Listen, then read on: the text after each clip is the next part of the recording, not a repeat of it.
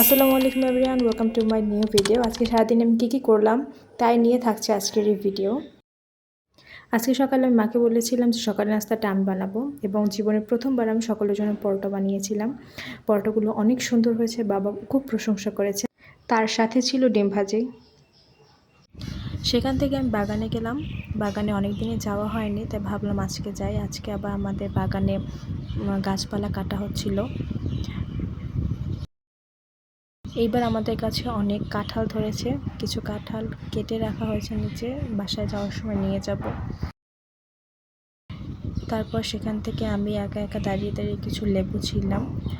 বাবা কিছু ছিঁড়ে ছিঁড়ে আমার হাতে দিচ্ছিলেন। আমি এতগুলো লেবু কালেক্ট করেছি। এগুলো দেখতে যেমন সুন্দর, খেতেও অনেক ভালো। এটা হলো আমাদের আম গাছ। এখানে এইবার অনেক আম ধরেছিল। এটা ছিল লিচু গাছ। এই বছর এটা প্রথম ফল দিয়েছে, বেশি দেয়নি, 3-4টা লিচুই হয়েছিল।